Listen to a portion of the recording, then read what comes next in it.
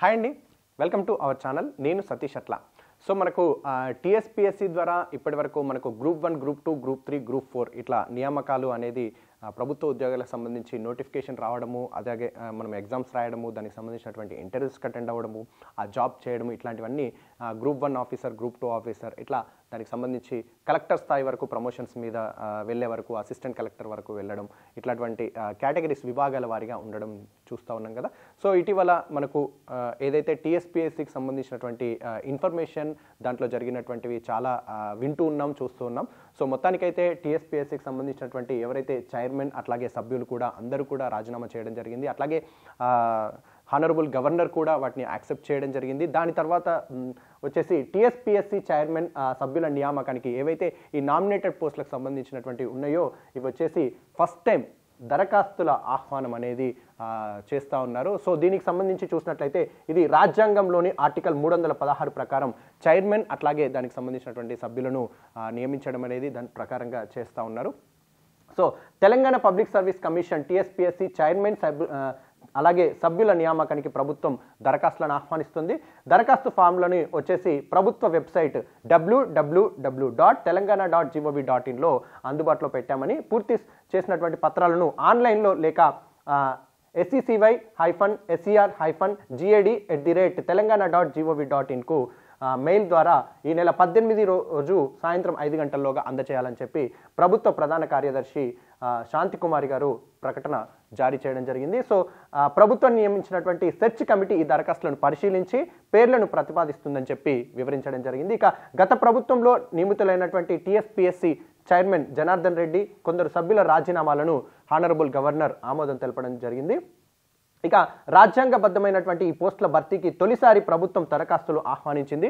రాజ్యాంగంలోని ఆర్టికల్ 316 ప్రకారం చైర్మన్ అట్లాగే దానికి సంబంధించినటువంటి సభ్యులు ఎవరైతే ఉన్నారో వారికి సంబంధించినటువంటి గవర్నర్ నియమిస్తారని చెప్పి తెలంగాణ పబ్లిక్ సర్వీసెస్ నిబంధనలకు లోబడి దరఖాస్తులను చేయాలని చెప్పి ప్రభుత్వ ప్రధాన కార్యదర్శి తెలపడం జరిగింది. సో దానికి సంబంధించినటువంటి నోటిఫికేషన్లోని అంశాలు ఏమున్నాయని ఒక్కసారి చూస్తే టీఎస్పీఎస్సీ నిబంధన 3 ప్రకారం కమిషన్లో చైర్మన్తో పాటు సభ్యులు 11 మందికి మించి ఉండటానికి వీల్లేదు. ఇక కమిషన్లో సగం మంది సభ్యులు కేంద్ర రాష్ట్రాల సర్వీసుల్లో 10 ఏళ్ల సర్వీస్ పూర్తి చేసిన వారై ఉండాలి.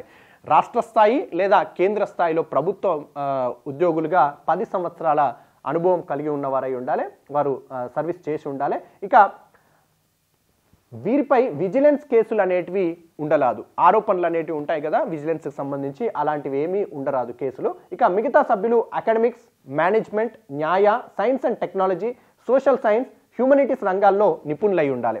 ఈ విభాగాలలో ఈ సబ్జెక్ట్స్లకు సంబంధించిన వాటిల్లో ఈ రంగాల్లో నిపుణులై ఉండాలి. ఇక కేంద్ర రాష్ట్ర పిఎస్సీల సభ్యుల పదవీ కాలం 6 ఏళ్లు కాగా ఆలోపు యూపీఎస్సీలో సభ్యుడి వయసు 65 ఏళ్ళు, రాష్ట్ర పిఎస్సీలో సభ్యుడి వయసు 62 ఏళ్ళు నిండితే వారి పదవి కాలం పూర్తవుతుంది. అయితే ఇలాంటి వారు మరోసారి ఆ పోస్టులో తిరిగి నియామకం పొందడానికి వీల్లేదు. సో ఇక దరఖాస్తు చేసుకోవడానికి ఎట్లా అనేది చూస్తే దరఖాస్తులో అభ్యర్థి వ్యక్తిగత వివరాలు, వృత్తి, ప్రభుత్వ సర్వీస్లో పనిచేశారా, ఇంకా చేసిన కాలం ఎంతకాలం, ఎప్పుడు పదవి విరమణ చేశారన్న వివరాలు పొందుపరచాల్సి ఉంటుంది. ఇక విద్యార్హతల్లో చూసినట్లయితే డిగ్రీ, ఇతర కోర్సులు పాస్ అయిన తేదీ, అట్లాగే పరీక్షల్లో తెచ్చుకున్నటువంటి మార్కులు, డిస్టింక్షన్ వివరాలు, స్పెషలైజేషన్కి సంబంధించినటువంటి సబ్జెక్టు వివరాలు తెలియజేయాల్సి ఉంటుంది.